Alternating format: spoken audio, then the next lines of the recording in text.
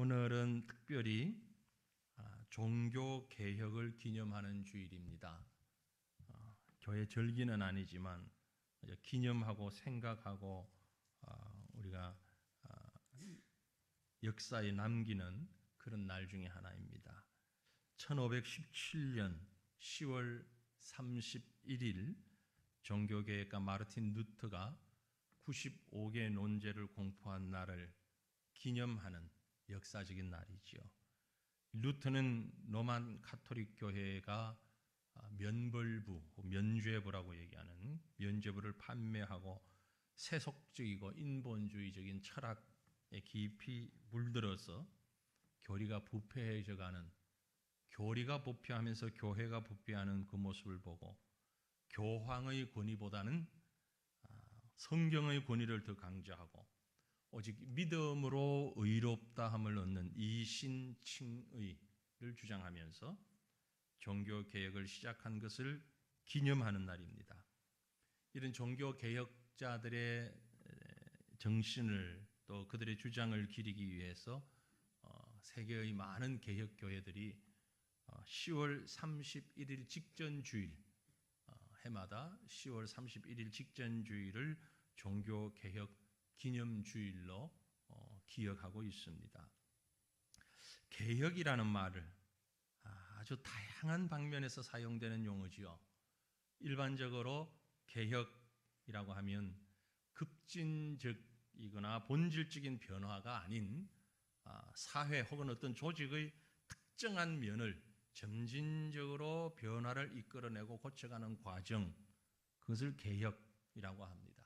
개혁운동, 그래서 혁명과 또 급진적 사회운동과는 분명히 다른 그런 결을 가지고 있습니다. 그런 면에서 우리 신앙은 지속적으로 개혁되어야 합니다. 왜냐하면 신앙은 언제나 하나님 중심적이어야 하는데 이 신앙의 주체인 인간이 죄의 속성을 가지고 있고 죄악된 세상 속에서 살고 있다 보니까 자신도 모르는 사이에 왜곡되고 변질되고 하는 이런 모습들이 지속적으로 일어나는 것입니다. 그래서 우리 신앙은 신앙의 본질로 성경으로 되돌아가야 하는 노력이 필요한 것입니다. 제가 개혁이라는 말을 설명을 하는데 너무 어렵게 설명이 되는 것 같은 감을 지울 수가 없습니다. 설교자의 책임은 어려운 걸 쉽게 설명해야 되니까 그럼 개혁을 좀 쉽게 말로 하면 무슨 말이냐? 쉽게 말하면 옷 매무새를 가다듬는 것입니다. 아침에 교회 나오시면서 거울 앞에서 이리저리 나홀로 패션쇼를 하신 분이 좀 계시죠? 없습니까? 혼자 하다 못해 이 사람 저 사람 불러가면서 이게 어울리냐 저게 어울리냐, 이렇게 하는 게 좋겠냐 저렇게 하는 게 좋겠냐, 거울 앞에서 빙빙 도는 분들, 여러분 귀찮아하지 마시고 들어주시길 바랍니다. 왜냐하면 그게 바로 개혁하는 겁니다. 개혁이라고 하는 것은 거울 앞에서 나를 보면서 무엇이 잘못되었는지, 어떻게 해야 바르게 되는 것인지, 어떻게 해야 조화로운 것인지 찾아가는 게 개혁의 시작입니다. 참 쉽죠. 개혁은 어디서부터 시작된다? 거울 앞에서부터 시작된다. 성경에 보면 하나님의 잘하신 특징적인 일 가운데 하나가 뭐냐면은 옷 갈아입는 겁니다. 옷 갈아입히시는 거예요. 하나님이 좋아하시는 거예요. 옷 갈아입히는 걸. 창세기 3장에 보면 아담과 하와가 범죄하고 난 다음에 부끄러움을 가리기 위해서 뭘 했어요? 무화과 나무 잎으로 옷을 해서 입었습니다. 하나님이 보시고 야 그거 안 된다. 그리고 새 옷을 하나 지어서 입혀주셨습니다. 가죽 옷을 지어 입히셨지요. 그러니까 창세기 앞에서부터 타락하면서부터 하나님이 하신 첫 번째 일 뭐냐면은 옷 갈아입히는 일이었습니다. 가죽 옷을 친히 지어서, 이 가죽에서는 많은 의미가 포함되어 있지요. 한 동물의 피를 흘려야만이 얻을 수 있는 게 가죽 옷입니다. 그 옷을 입히셨습니다. 그 하나님께서 이제 세상 마지막 심판하실 때 요한계시록에 보면 하나님의 구원받은 구별받은 성도들에게 흰 세마포 옷을 입히신다라고 약속하셨습니다. 그러니까 하나님의 역사는 처음부터 끝까지 옷 갈아입히시는 겁니다. 참 의미가 깊다라고 보는 거죠. 인간이 경험한 첫 개혁이 뭐냐? 나뭇잎 옷을 가죽 옷으로 갈아입는 것이었습니다. 동물을 잡아 희생으로 만들어진 옷, 바로 이 옷은 예수 그리스도를 통해 우리에게 주시는 완전하며 온전한 구원의 옷인 것입니다. 사람들은 어떤 문제를 바라보면서 생각은 많이 하죠. 바꿔야 되겠다.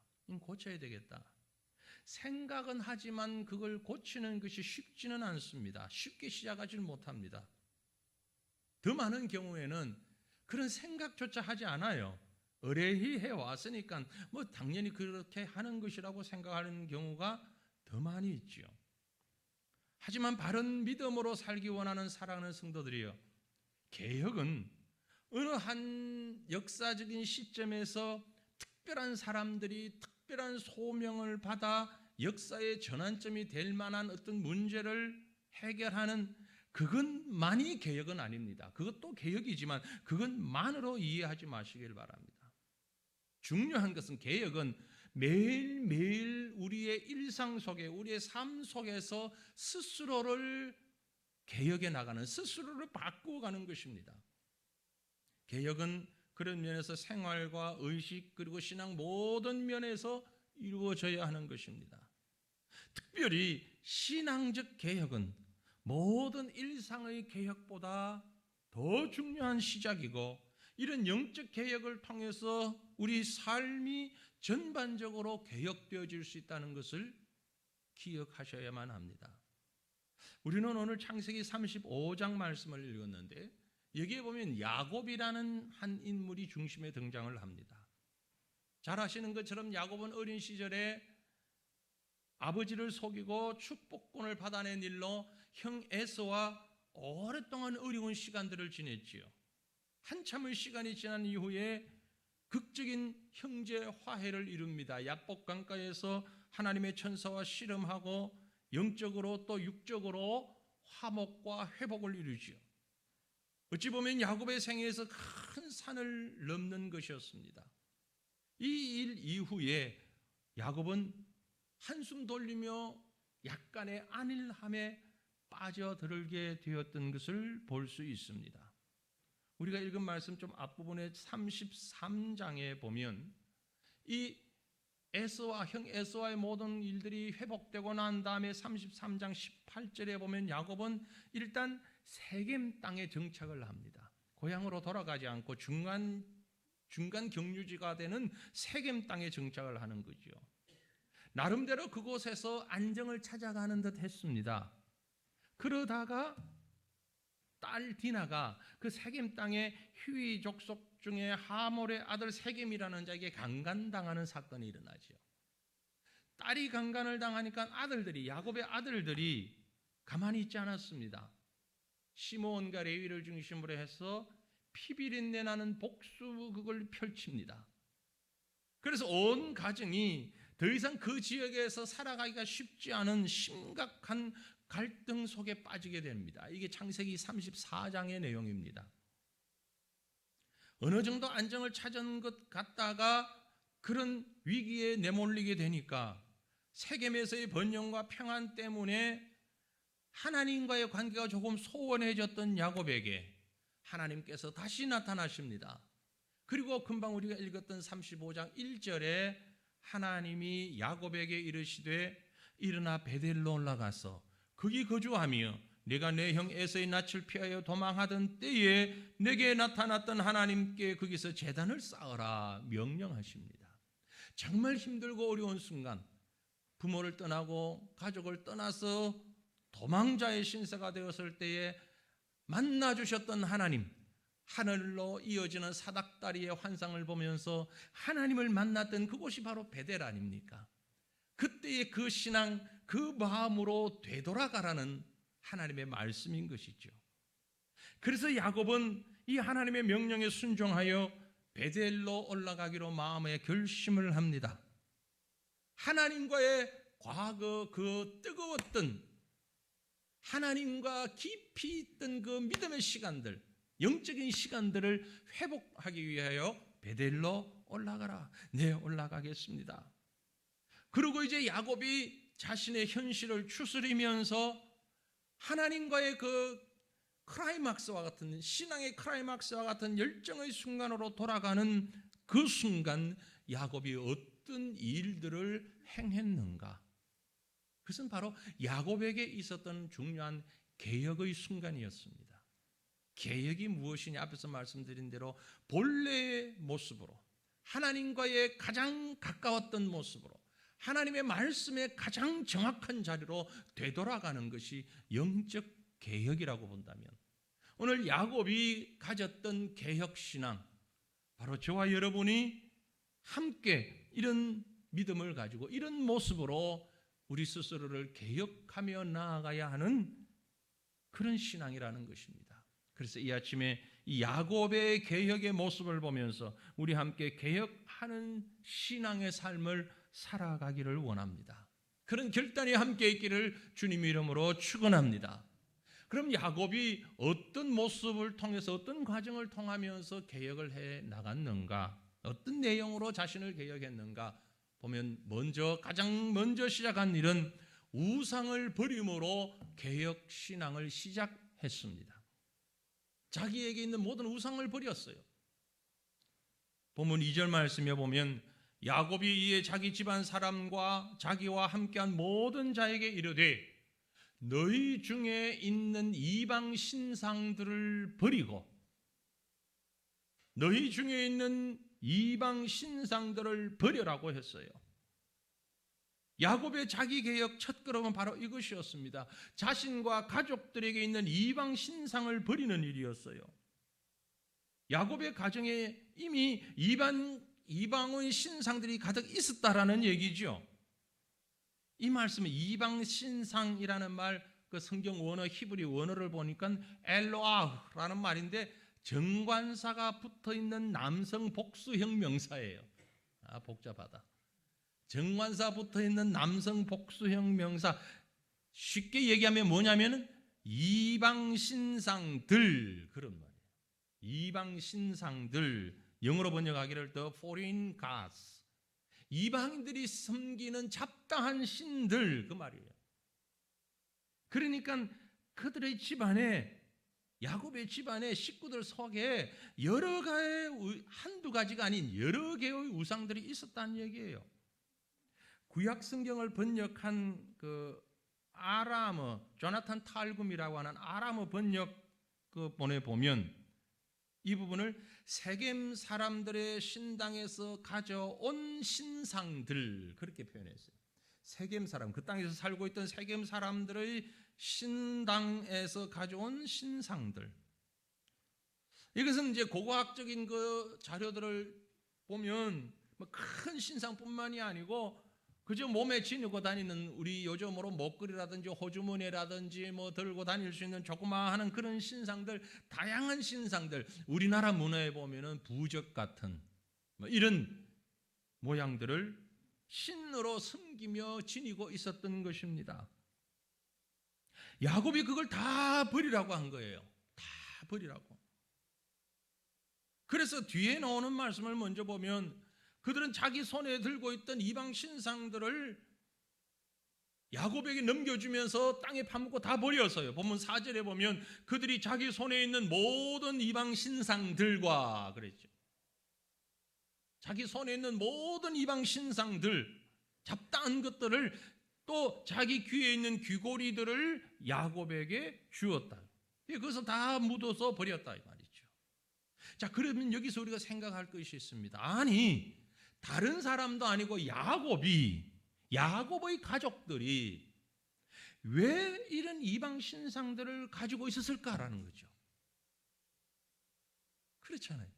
하나님의 특별하신 인도하심 따라 살아가던 야곱입니다.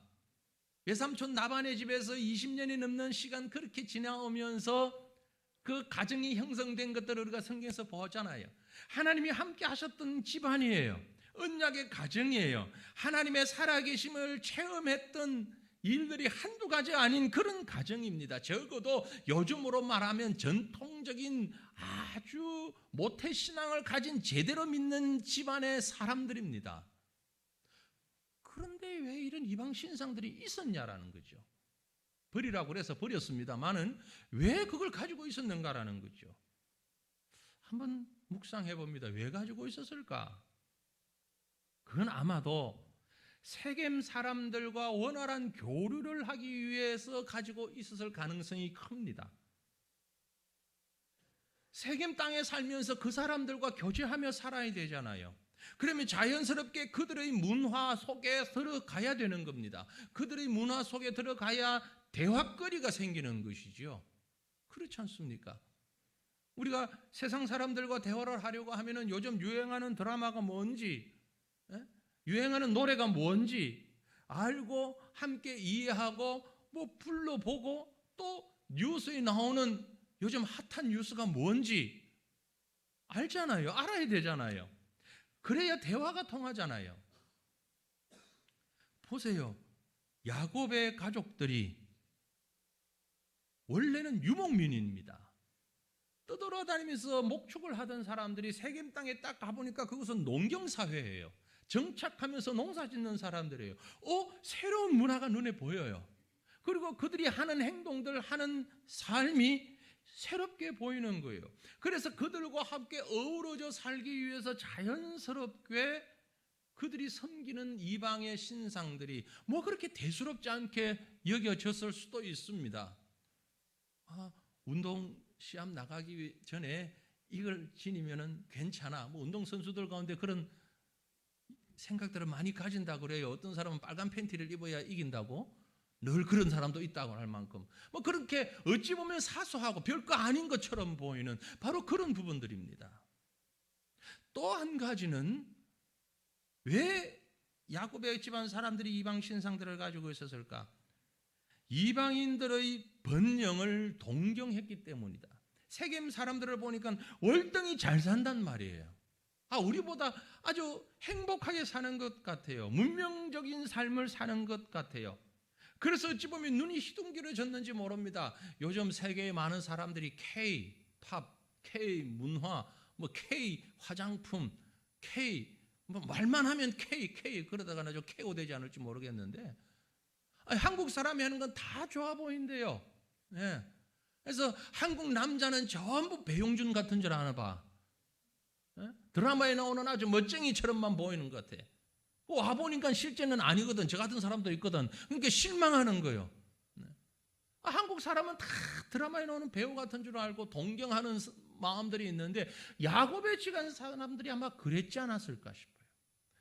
그 떠돌아다니다가 세겜 땅에 정착을 했는데 그 사람들이 살아가는 모습을 보니까 야 멋있어 보인다. 좋고 나쁘고를 떠나서 괜찮아 보인다.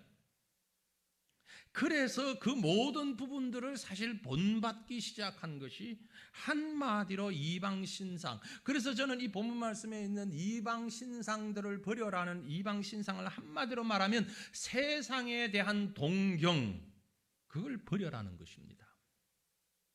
절망과 환난의 벼랑 끝에서 들린 하나님의 음성은 자기도 모르는 사이에 세상에 뿌리 내려고 세상을 사모하고 세상을 좋아 보이게 했던 세상에 대한 동경, 그걸 다 없애버려라는 것입니다. 그렇게 감격적으로 하나님을 경험했던 야곱이, 베델에서 하나님을 경험했던 야곱이, 외삼촌의 집에서 하나님의 능력과 역사를 경험했던 야곱이, 그래서 만들어진 가정이 이제는 영적 침체에 빠져 있는 것입니다. 12년 동안 세겜에서의 생활을 통하여서 어떤 획기적인 문제가 있었던 건 아닙니다. 결정적인 기록할 만한 이것 때문이다라고 지적할 만한 엄청난 사건이 있었던 건 아니지만 하루하루를 지나오면서 하나님의 임재와 마주했던 신앙적 감격은 사라지고 서서히 세상적으로 융화되어가는, 세상에 섞여가는 그런 모습이 그만 야곱의 집안에 팽배해졌던 것입니다. 여러분, 저와 여러분이 이 땅을 살아갈 때에 우리의 믿음을, 우리의 영혼을, 영적인 수준들을 무겁게 짓누르는 힘은 어떤 특별한 계기가 있어서 되는 것만은 아닙니다. 그저 세상 속에서 살면서 세상 따라가며 세상 사랑하는 그것이 하나님을 사랑하는 우리의 마음을 점점 왜곡시키고 약화시키고 변질시키는 것입니다. 마땅히 하나님의 사람으로, 하나님의 백성으로 가야 할 우리의 길을 그저 세상적인 길로 자신도 모르게 서서히 굽어져 가고 있다는 것입니다. 이것이 바로 한마디로 죄의 속임수입니다. 되는 듯 안 되는 듯 언제 했는지 모르지만 어느 날 정신 차려보면 나는 하나님을 떠나 세상을 따르는 배교의 자리에 가 있는 것입니다. 성도가 그렇고 교회가 그런 것이죠. 하나님으로부터 받는 유익과 세상으로 받는 유익을 함께 누릴 수 있을 것이라는 기대, 이것이 우리 모두에게 있습니다. 아니, 신앙생활 한다는 것이 그렇게 세상과 무자르듯이 딱 단절하고 살아가는 게 아니라 하나님을 따르면서도 세상을 같이 적당하게 어우러져 살아가야 하지 않느냐. 왜냐하면 우리는 세상에서 살고 있기 때문에. 이런 마음이 우리를 사로잡을 때가 얼마나 많은지 모릅니다. 그래서 재미있으니까, 다른 사람들이 다 하니까 그렇게 따라가는 것이죠. 그러다 보니까 자신도 모르는 사이에 세상주의에 깊이 빠져들어가고 있는 것입니다. 지금 우리가 살아가는 시대가 바로 그러한 시대입니다. 그러나 여러분 기억하십시오. 하나님만 사랑하는 것이 아니면 참으로 하나님을 사랑하는 것이 아닙니다. 하나님도 사랑하고 세상도 사랑하는 것은 하나님 사랑하는 게 아니라는 것이에요. 하나님만 사랑해야 되는 것이에요. 악이라는 것이 뭐냐? 참으로 사랑해야 할 하나님을 버리고 사랑하지 말아야 할 세상을 사랑하는 게 바로 악이라는 것입니다. 야곱의 가족들은 그 우상들을 가지고 있으면서 하나님 섬기면서도 또 다른 하나님 이외의 다른 방법으로 번영과 행복을 얻어보려는 욕심과 소망이 그들에게 있었던 것이에요. 그것을 버리는 것이 바로 개혁의 시작이라는 것입니다. 개혁신앙은 모든 복의 근원이 되신 하나님만 인정하는, 아브라함과 이삭의 신앙 고백처럼 하나님만 인정하고 고백하는, 이것이 바로 개혁신앙의 출발인 것입니다. 저도 여러분도 알지 못하는 사이에 우리 속에는 세상 사랑, 세상주의가 얼마나 많이 들어와 있는지 모릅니다. 여러분, 그러나 기억하십시오. 하나님이 우리를 사랑하셨던 그 사랑을 기억하십시오. 그래서 우리도 하나님처럼 하나님만 사랑할 수 있기를 바랍니다. 하나님이 우리를 어떻게 사랑하셨습니까? 대충 사랑하지 않았습니다. 우리의 조건 보고, 우리의 상황 보고, 우리의 환경 보고 우리를 사랑하시지 않으셨어요. 말씀을 읽을 때에 볼 때마다 저에게 감동을 주는 말씀이 우리가 잘 아는 말씀입니다. 우리가 아직 죄인 되었을 때에 그리스도께서 우리를 위하여 죽으심으로 하나님께서 우리에게 대한 자기의 사랑을 확증하셨느니라. 하나님이 우리를 사랑하셨는데 그때 우리의 수준이 어떠했냐면은 아직 죄인이었을 때에, 내가 목사가 되고 설교를 하고 주일날 예배를 드리고 성경을 읽고 기도하려고 애를 쓰는 우리 상태를 하나님이 사랑하신 것이 아니라는 거예요. 그런데 주일날 되면 예배라도 참석해 보려고 애쓰는 100%는 아니지만 1% 정도라도 하나님의 사람으로 살아가려고 하는 이 수준에 있는 우리가 아니라 완벽하게 우리가 아직 죄인 되었을 때에, 하나님을 알지도 못하고 십자가도 모르고 세상주의에 푹 빠져서 세상 가운데 살아가는 우리가 아직 죄인 되었을 때에 저는 이 말씀이 얼마나 참 감격스러운지요. 그때에 주님께서 우리를 위하여서 죽어주셨다는 거죠. 이게 하나님께서 우리에게 대한 사랑의 정도고 수준이고 모습입니다. 그런데 우리는 하나님에 대한 사랑을 어느 수준으로 하고 있습니까? 적당하게 세상에서 살면서 그저 세상 삶에 도움받는 정도로 하나님을 사랑한다면 여러분은 개혁 신앙을 시작하셔야 됩니다. 저와 여러분의 신앙이 적당하게 어우러지는 하나님 사랑이 아니라 오직 하나님만 사랑하며 세상의 다른 것은 다 버릴 수 있는, 여기서부터 우리의 신앙이 새롭게 시작되어야 한다는 사실을 믿으시고 베델로 올라가는 신앙의 회복 이루어질 수 있기를 축원합니다. 야곱의 개혁신앙은 이렇게 우상을 버리는 것뿐만이 아니라 그 다음 단계는 자신을 정결하게 함으로 진행했습니다. 신앙개혁의 두 번째 모양은 자신을 정결하게 하는 것이었습니다. 좀 전에 봤던 2절 말씀을 다시 보면 야곱이 이에 자기 집안 사람과 함께 자기와 함께 한 모든 자에게 이르되 너희 중에 있는 이방 신상들을 버리고 그 다음에 자신을 정결하게 하고라고 했어요. 자신을 정결하게 하고, 정결하게 한다라는 말은 영적인 불결과 도덕적인 불결과 이교적인 더러움을 다 제거하는 것을 말합니다. 자기를 정결하게 하고, 같은 단어가 신약에 예수님이 산상보훈을 하시면서 팔복의 가르침 가운데 나타납니다. 마태복음 5장 8절에 마음이 청결한 자는 복이 있나니 그랬죠.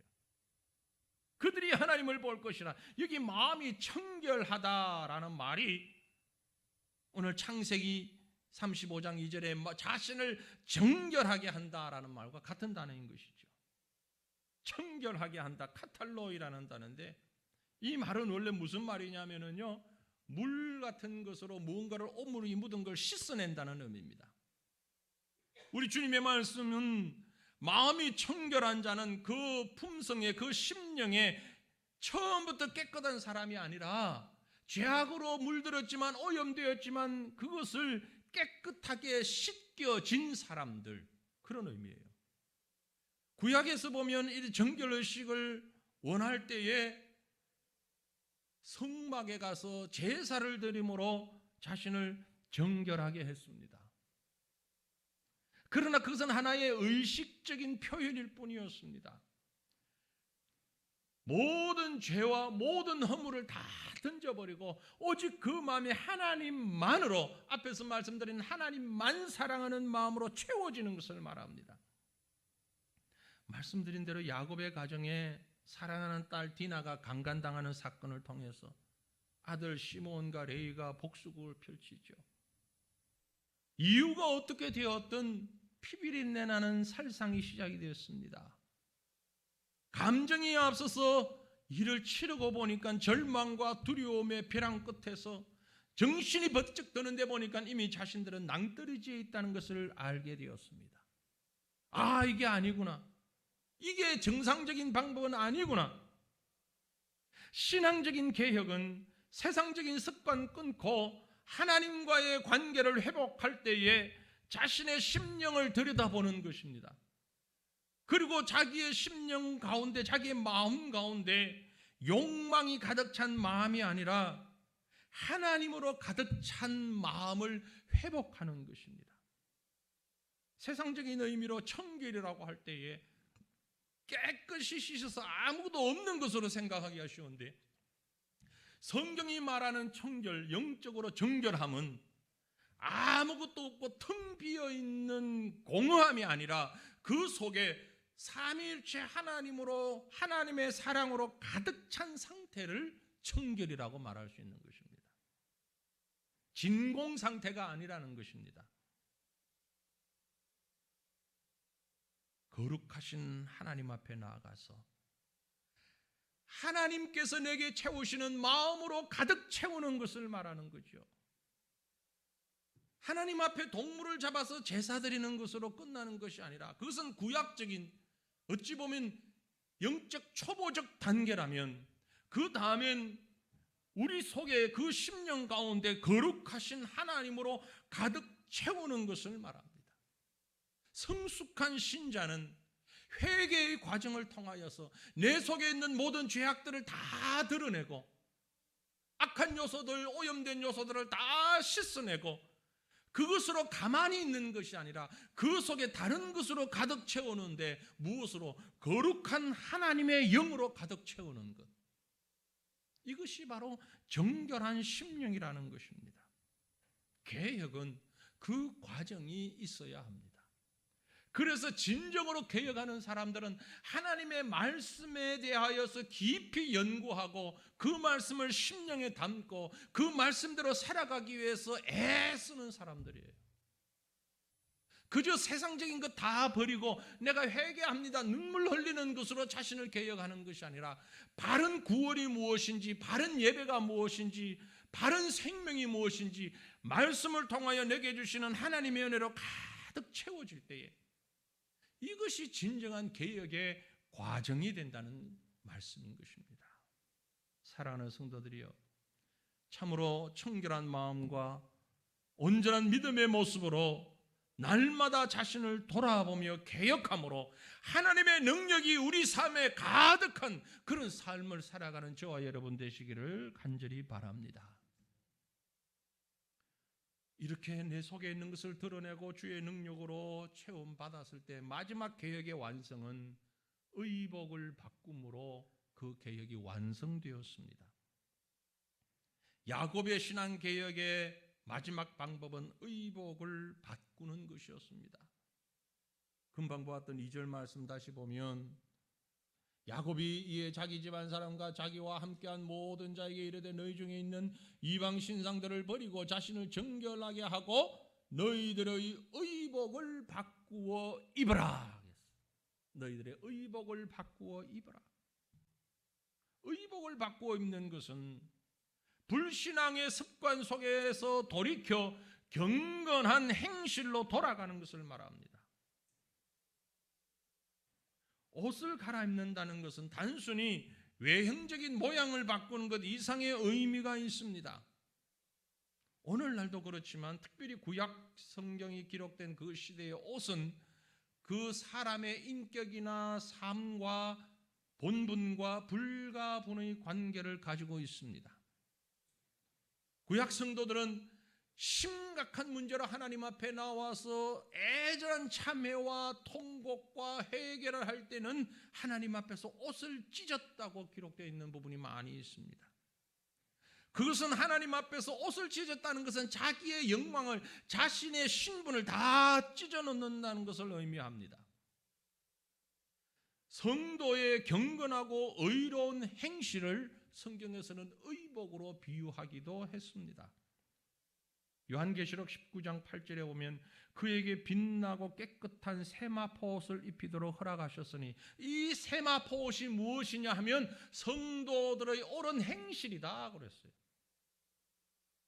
영적으로 잠들어 있는 라오디게아 교회와 같은 그런 교회를 향하여서 주님이 또한 경고하실 때에 교회의 모양은 가지고 있지만 영적으로 제대로 개혁되지 못한 그 교회를 향해서 요한계시록 3장 18절에 보면 내가 너를 권하노니 내게서 불로 연단한 금을 사서 부유하게 하고 흰옷을 사서 입어 벌거벗은 수치를 보이지 않게 하라고 그랬어요. 벌거벗은 수치라고 그랬어요. 영적으로 바르게 서 있지 못한 것은 옷을 입지 않은 것과 똑같다라는 얘기예요. 지금 야곱으로 돌아가면 야곱은 절망과 두려움에 막다른 골목길에서 하나님의 음성을 듣기까지 세겜 땅에서 번영과 안일한 삶을 취하여 자기 자신이 벌거벗은 줄도 모르고 있었던 거죠. 언약 백성으로, 하나님 백성으로, 구원받은 백성으로 살면서 성도의 거룩한 소명을 잃어버린 채 세상 사람들처럼 어울려 살아가는 것은 벌거벗은 수치를 가지고 있는 것입니다. 성도로서의 아름다운 쥐 다 잃어버렸죠. 그들을 향해서 주님이 말씀하십니다. 옷을 갈아입으라. 옷을 입으라. 사랑하는 성도들이요, 오늘날 많은 성도들이 세상에서 살면서 자신이 얼마나 벌거벗고 있는지 수치도 모르고 살아가는 자들이 얼마나 많은지도 모릅니다. 정말 저와 여러분이 하나님 앞에서 수치스럽지 아니한 벌거숭이와 같지 아니한 믿음의 옷, 거룩한 성경적인 옷을 입고 성실의 옷을 입고 살아가고 있는지 그렇지 않은지 자신을 한번 돌아볼 수 있기를 바랍니다.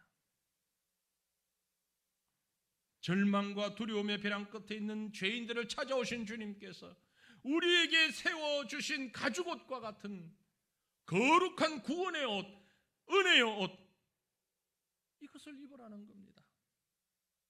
이제 하나님은 야곱에게 베델로 올라가라 명령하시면서 세상에 나태하고 부패한 습관 속에 빠져있는 생활에서부터 돌이켜라고 삶의 옷을 갈아입으라고 말씀하고 계신 것입니다. 사랑하는 성도들이여, 오늘날 이 땅에 살아가는 저와 여러분들이 이 세상의 멋과 세상의 재미에 세상의 일시적인 달콤한 유혹에 빠져서 성도다운 거룩한 믿음의 옷을 차려입지 못하고 있지는 않습니까? 여러분의 가정에서, 일터에서 믿음의 옷을 입고 살아갈 수 있기를 바랍니다. 세상 옷들을 벗어 던져버릴 수 있기를 원합니다. 의와 믿음으로 다듬어진 거룩한 믿음의 옷을 입기를 바랍니다. 이것이 성도의 마땅한 신앙 개혁입니다. 약속의 땅으로 향하던 걸음을 멈추고 세겜에 머무르면서 세상 재미와 달콤함에 빠져서 결국은 끝없는 절망과 두려움 속으로 빠져들어갈 수밖에 없었던, 세상 사람들과 똑같은 모습으로 복수와 복수를 다짐하며 피를 흘렸던 그들에게, 그래서 더 이상 하나님의 사람의 모양을 잃어버리고 있는 그들에게 주님이 명하셨습니다. 베델로 올라가라. 더 이상 세상에 물들어 있는 삶을 그곳에 정착하지 말고 베델로 올라가라. 모든 우상들을, 하나님보다 더 사랑하는 모든 것들을 버리고 그 심령 가운데 죄악을 다 털어내고 하나님의 영으로 가득 채워서 거룩한 성도의 행실을 회복하며 믿음의 옷을 입는 이 개혁의 역사들이, 야곱에게 명령하신 그 개혁의 역사들이 오늘 우리의 삶 가운데서 날마다 끊임없이 자기를 개혁하고 돌아보는 성도의 본분을 회복하고 교회의 본분을 회복하는 저와 여러분을 향하신 주님의 명령임을 깨닫고 베델로 올라가는 하나님과의 만남의 절정을 다시 회복하는 개혁신앙으로 살아가는 저와 여러분이 될 수 있기를 우리 주님의 이름으로 축원합니다.